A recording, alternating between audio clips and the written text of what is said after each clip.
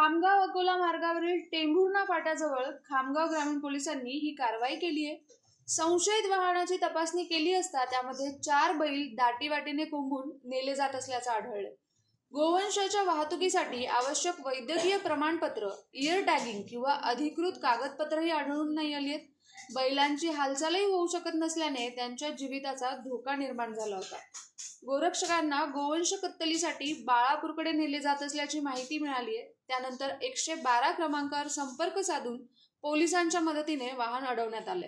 गेल्या काही काळापासून सातत्यानं कृषी उत्पन्न बाजार समिती अंतर्गत चालणाऱ्या प्रत्येक गुरुवारी ढोर बाजारमध्ये जी गहू तस्करी चालू आहे त्याच्या विरुद्ध आम्ही आवाज उचलत आहे। त्याच अनुषंगाने काल हे त्याच बाजारमधून खरेदी झालेले हे 4 गोवंश ज्याला इयर टॅगिंग नाही आहे, वैद्यकीय प्रमाणपत्र नाही, कागद नाही, काही नाही, आणि हे एका विशिष्ट ठिकाणी साठवून ठेवले होते याची आम्हाला गुप्त माहिती आधीपासून होती।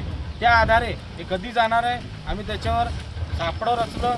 नंतर आम्ही टेंभुर्णा फाट्यावरती 112 वरती फोन करून ही गाडी थांबवली आणि थांबून आता पुढील कारवाईसाठी पोलीस स्टेशनला आम्ही घेऊन आलो आहे। चालकासह वाहनातील दोघांकडे चौकशी केली असता समाधानकारक उत्तर नाही मिळालं।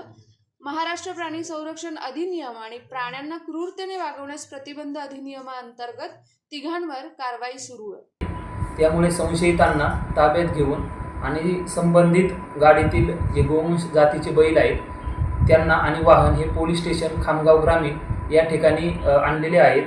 सदर गाडीमध्ये सदर गोवंश जातीचे जे बैल आहेत ते अत्यंत दाटीवाटीने आणि निर्दयतेने कोंबून बसवलेले होते। त्यांना कुठल्याही प्रकारची हालचाल करता येत नव्हती।